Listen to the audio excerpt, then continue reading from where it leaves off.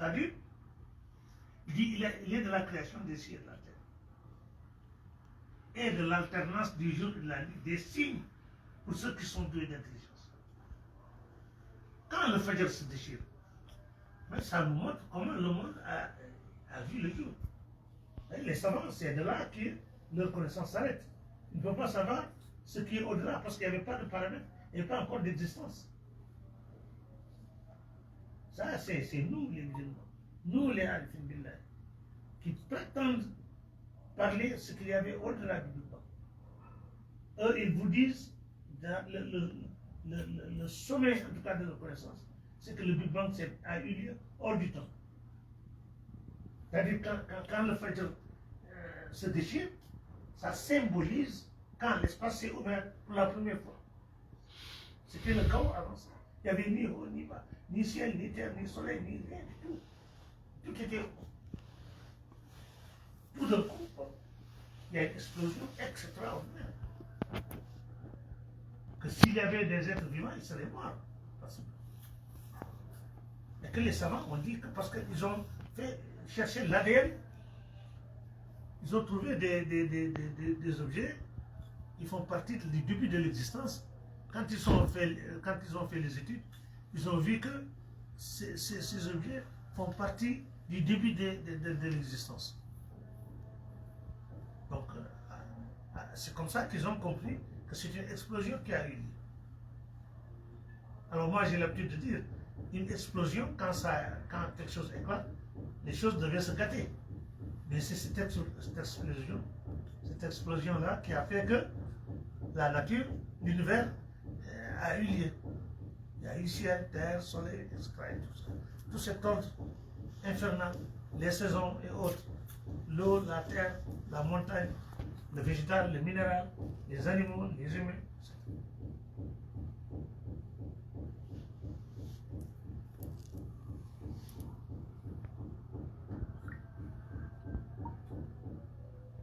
Chaque jour, Dieu nous montre ça. Quand le Fajr s'ouvre, le soleil apparaît, se met à couvrir tout l'univers jusqu'au soir, il retourne à sa source. Alors, quand il fait nuit, n'est-ce pas, c'est un tour qui est en train de se faire. Les gens ne savaient pas que la Terre tournait, mais c'est après que les savants l'ont découvert. Autour du soleil.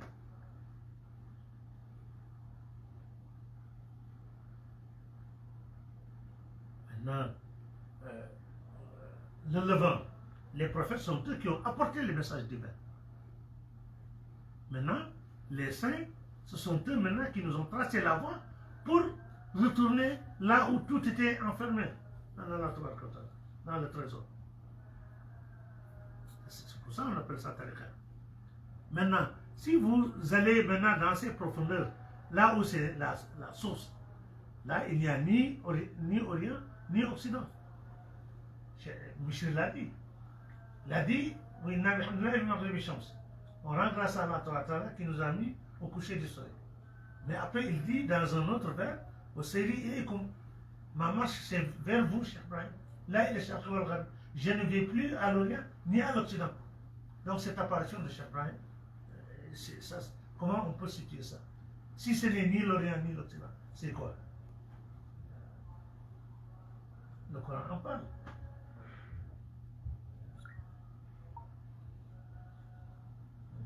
Nous rendons grâce à Allah. La fin appartient au pied. Les grands savants que vous voyez, ils viendront ce nom-là.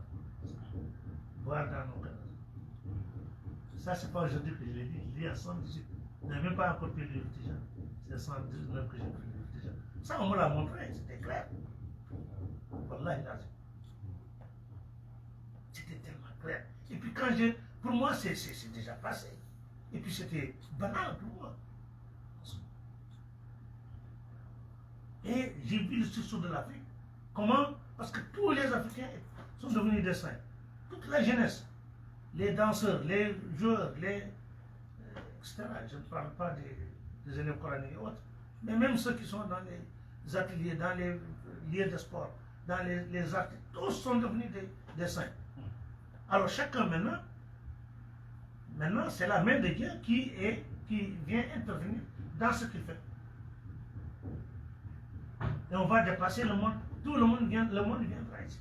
Parce qu'actuellement, eux, leur matière grise a un début et une fin.